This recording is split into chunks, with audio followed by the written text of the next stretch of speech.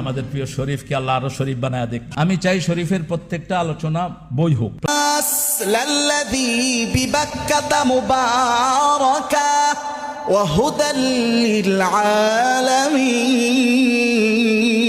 ভূমি অঙ্গনের আরেকজন নক্ষত্র তরুণ আলেম এবং তিনি আলহামদুলিল্লাহ ইলমের ব্যাপারে তার যথেষ্ট অমুক রয়েছে, মুহতারাম মুফতি আহমদ শরীফ হাফেজাহুল্লাহ। ওয়ালা তাহিনু ওয়ালা তাহজানু ওয়া আনতুমুল আ'লাউনা ইন কুনতুম মুমিনিন।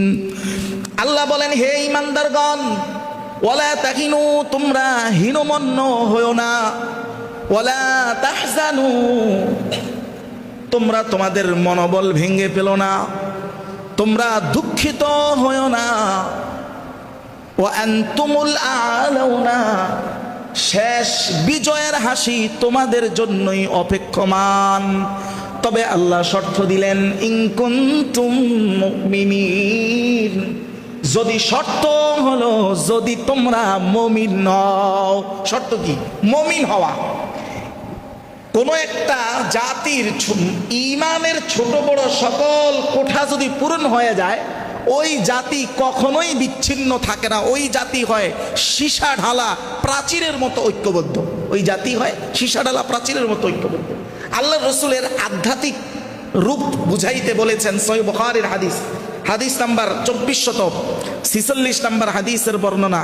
রসুল বলেন, আন আবি মুসা আনিন নবী সাল্লাল্লাহু আলাইহি ওয়াসাল্লাম قال, আবু মুসা থেকে বর্ণিত রাসূলুল্লাহ বলেন, আল মুমিনু লিল মুমিনি কাল বুনয়ান, মুমিন মুমিনের জন্য সীসা ঢালা প্রাচীরের মতো। ইয়াশুদ্দু বাযুহু বাযান, মুমিন একে অপরের জন্য হলো ওই সীসা ঢালা প্রাচীর, যেইভাবে তার এক অংশ আরেক অংশকে শক্তভাবে ধরে রাখে। মুমিনের আসল চরিত্র যদি সে পরিপূর্ণ ঈমানদার হয়ে যায়, তাহলে তার মূল রূপটা হবে তার প্রতিবেশী, তার এলাকার মানুষ। কোনো একজন মুসলমানের কষ্টে সে এমনভাবে এগিয়ে আসবে, যেইভাবে ফ্যামিলির মাঝে আমরা দেখি সন্তান বাপকে, বাবা সন্তানকে, বেশিরভাগ ক্ষেত্রে বাবা সন্তানকে, সন্তানের ক্ষেত্রে অনেক সময় উল্টা হয়ে যায়, কিন্তু বাবা সন্তানকে যেইভাবে আঁকড়ায় ধরে রাখে, আসল মুমিনের আসল রূপটা ছিল এটাই। এটাই ছিল পুরা ঈমানদারদের সমাজের আসল রূপ। তারা একে অপরকে এইভাবে টেনে ধরে রাখবে। আল্লাহ রাসূল সাল্লাল্লাহু আলাইহি ওয়াসাল্লাম এর বাহ্যিক রূপটা বোঝানোর জন্য রসুল করলেন, ওয়া শাব্বাকা বাইনা আসাবিহি, রসুল এইভাবে হাতের আঙ্গুলগুলো একটার মধ্যে আরেকটা ঢুকে দেখাইছেন, মুমিনরা এইভাবে থাকবে। পড়েন সুবহানাল্লাহ।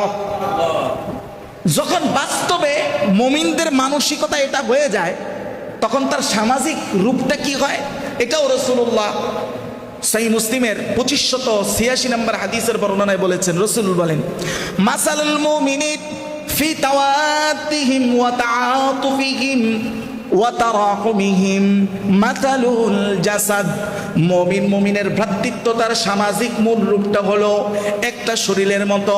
যেইভাবে আমার একটা শরীরে একাধিক অঙ্গ আছে, যদি একটা অঙ্গ ব্যথিত হয়, এই ব্যথাটাকে শুধু এই অঙ্গটাই অনুভব করে না, সারা শরীর সেটা অনুভব করে। কোনটা? শুধু একটা অঙ্গ ব্যথা ওই অঙ্গের মধ্যে সীমাবদ্ধ না, পুরো শরীরে চলে যায়, পুরো শরীরে চলে যায়। আল্লাহ নবী বলেন, তারা হবে একটা অঙ্গের মতো, যেইভাবে ইদাশতাকা উদউন মিন, যদি একটা অঙ্গ ব্যথিত হয়ে যায়, তাহলে ওই একটা অঙ্গের ব্যথার কারণে ব্যথার অনুভূতি প্রত্যেকটা অঙ্গ নিতে থাকে।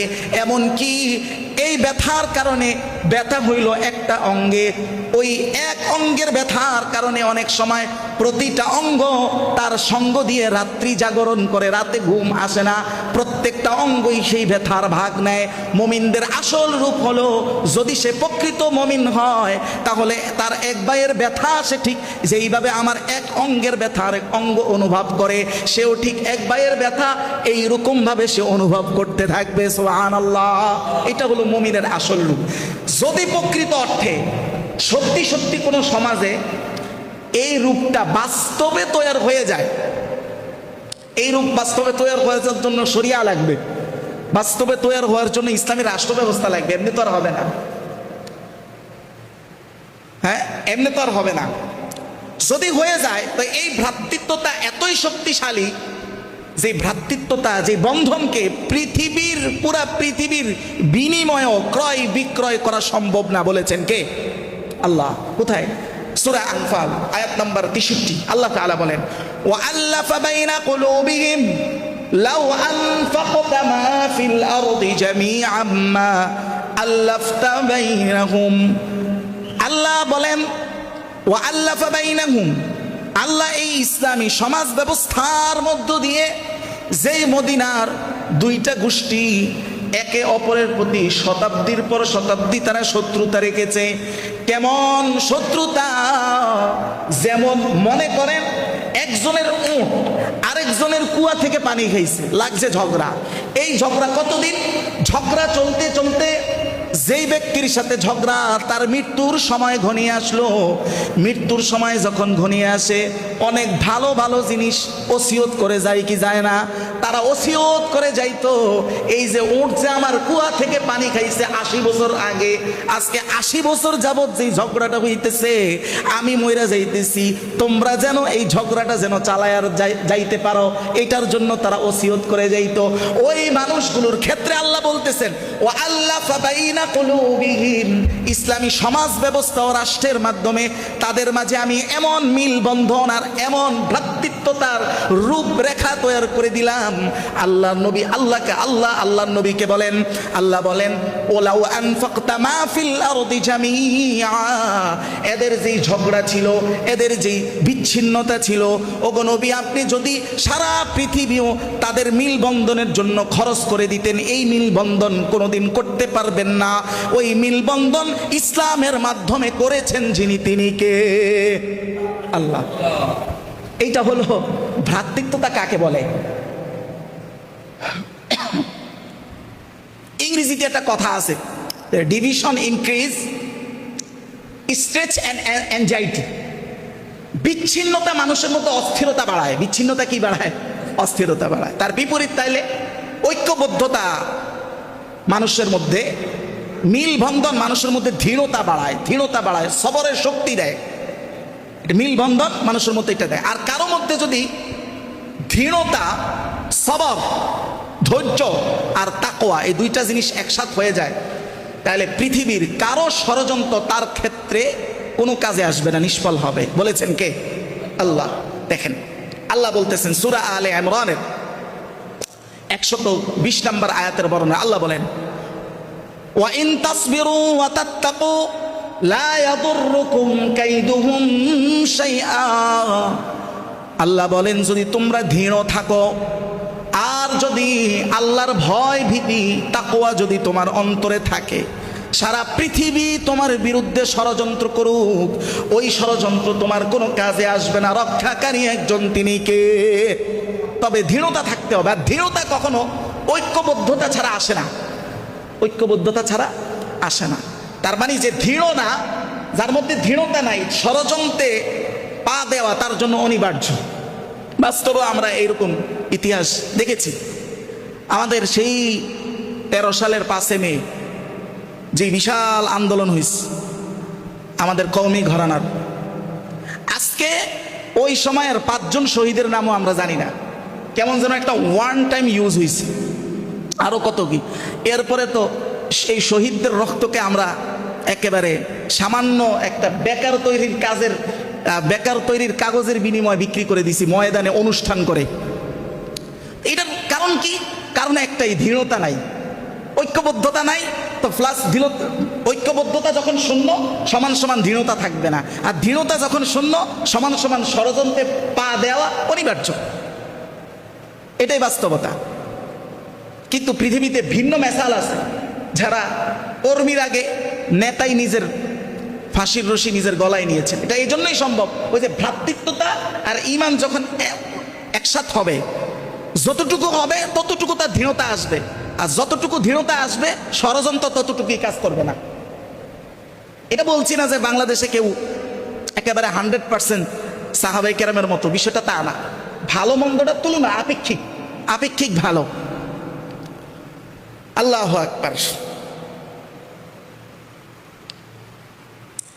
তাইলে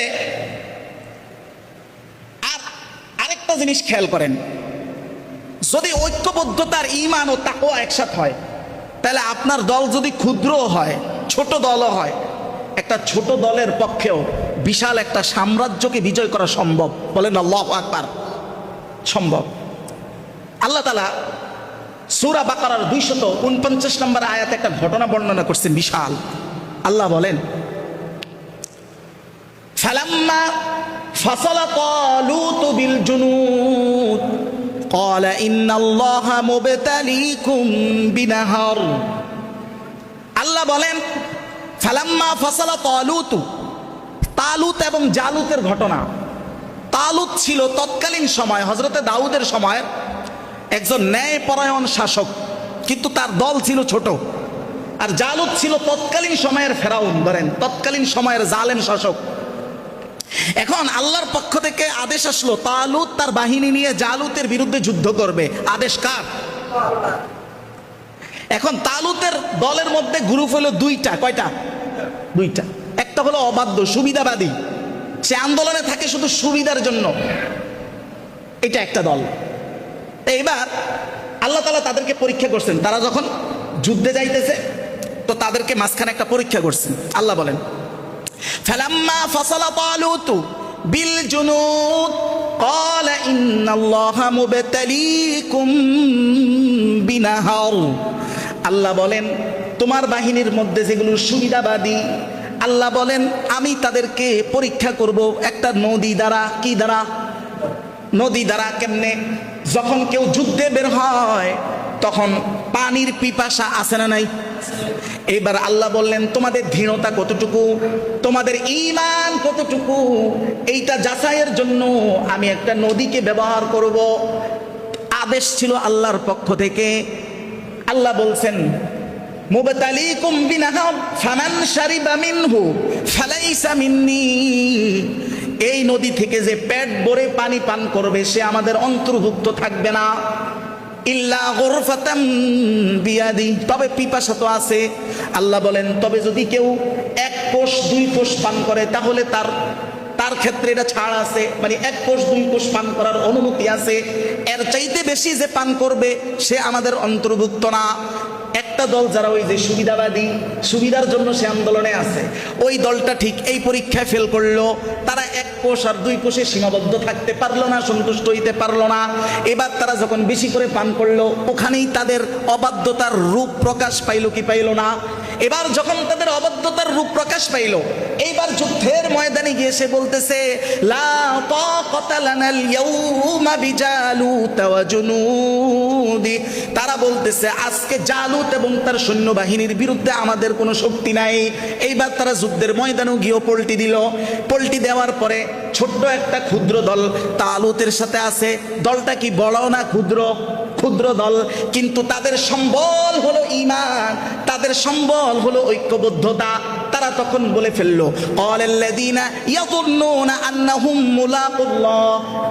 আল্লাহ বলেন, তাদের মধ্যে একটা ক্ষুদ্র দল যারা আমার সাক্ষাতের ভয় করলো, দুনিয়ায় তো আমার শেষ না, দাঁড়াইতে হবে একজনের সামনে। তিনি কে? আল্লাহর সামনে দাঁড়াইতে হবে। তারা এই চিন্তা থেকে বলল, কাম মিন ফিআতিন কলিলাতিন গালাবাত ফিআতান কাসীরাতাম বিইذনিল্লাহ ওয়াল্লাহু মাআস সাবিরিন।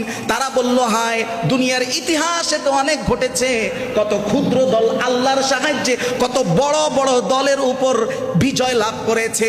এই যে ঘটনার শিক্ষা আপনি দেখবেন, গত 17 বছর আমাদের যে হালাত ছিল, সব উদাহরণ না দিলাম, ক্ষুদ্র একটা দল যখন চিন্তা করেছে, যাদের পিছনে ছিল, যাদের অন্তরে ছিল তাওহীদের মশাল, তারা চিন্তা করেছে আল্লাহর কাছে আমাদের জবাবদিহিতা করতে হবে। আগামী প্রজন্মের স্মৃতিপটে আমরা তাদের স্মৃতির কারাগারের, তাদের স্মৃতির আদালতে আমরা অপরাধী হিসাবে দাঁড়াইতে হবে। যখন এই চিন্তা করে জীবনের মায়া ছেড়ে দিয়ে যখন নেমে গেল, ওই তালুতের ক্ষুদ্র বাহিনী যেইভাবে জালুতের উপর বিজয় হয়েছে, 24 আমরা ঠিক 24-এর জালুতের উপরে বিজয় আল্লাহ দেখাইছেন কিনা? আল্লাহু আকবার বলেন না, আল্লাহু আকবার। বাস্তব, এটাই বাস্তবতা। কিন্তু এটার জন্য কি লাগবে? দৃঢ়তা লাগবে, ঐক্যবদ্ধতা লাগবে। ঐক্যবদ্ধতা এমন এক জিনিসের নাম, যদি একজন কাফের, কাফেরের কাছে তো ইমান নাই, ইমান নাই না দেখেই তো সে কাফের নাকি? কাফেরের কাছে ইমান আছে? সহজ কথা, উত্তর দেন না কেন? কাফেরের কাছে ইমান আছে, কিন্তু কাফেরের কাছে ইমান নাই, কিন্তু তারা যদি ঐক্যবদ্ধ হয় তাহলে ইমান ছাড়াও বিজয়ের মালা তাদের গলায় চলে আসতে পারে। আর আপনার কাছে আমার কাছে ইমান আছে, কিন্তু যদি ঐক্যবদ্ধতা না থাকে তাহলে ইমান থাকার পরেও পরাজয়ের গ্লানি আপনাকে আপনার মাথার উপর আসতে পারে কি পারে না? বাস্তবতা এটাই, সারা পৃথিবীতে দেখেন, সারা পৃথিবীর বাস্তবতা এটাই। আল্লাহ এটাই বলেছেন সূরা আনফালের 46 নম্বর আয়াতের বর্ণনায়। আল্লাহ তাআলা বলেন, ওয়া আতিউল্লাহ ওয়া রাসূলাহ, প্রথমে আদেশ আতিউল্লাহ, আমাদেরকে আনুগত্য করতে হবে প্রথমে একজন, তিনি কে? 2 নাম্বার আল্লাহ বলেন ওয়া রাসূলা, আনুগত্য করতে হবে তার রাসূলের। এইবার আপনি যখন আল্লাহ এবং তার রাসূলের আনুগত্যশীল হয়ে গেলেন, এইবার আপনি কি কাফের না মুমিন? মুমিন না? মুমিন। এরপর আল্লাহ এক্সট্রা ভাবে বলতেছে আল্লাহ ওয়ালা তানাজাউ, এরপরের কথা হলো মুমিন হওয়ার পরে তোমাদের সবচেয়ে গুরুত্বপূর্ণ হইল নিজেদের মধ্যে বিচ্ছিন্নতা করিও না। যদি বিচ্ছিন্নতা করো, ঈমান আছে তো ঠিক, কিন্তু এই বিচ্ছিন্নতার কারণে আল্লাহ বলেন ফাতাফশালু, তোমার জন্য পরাজয় নিশ্চিত। বলছেন কে? আল্লাহ। পরাজয় নিশ্চিত। তাহলে এখন কথা হইল, তাহলে ওয়ালা তানাজাউ, ঐক্যবদ্ধ না হয়ে সে মুমিন হইল কিভাবে? মুমিন হইছে কিভাবে? ধরেন আল্লাহ ঐক্যবদ্ধতার যে আয়াত দিছে ওয়াতাসিমু বিহাবলিল্লাহ, এই আয়াত বিশ্বাস করে না এমন কেউ আছে? মানে যারা মুমিন ঈমানদার, যত আলেম ওলামা দেখতেছেন সমাজে, এটা অস্বীকার করে এরকম কাউরে দেখছেন যে আয়াত এটা মানি না? করে না, তার মানে সে বিশ্বাস করে। কিন্তু বিলফেল কার্যত এটার কার্যক্রম এবং চিন্তা চেতনা আছে এরকম লোকের সংখ্যা কি বেশি না একেবারেই নগণ্য?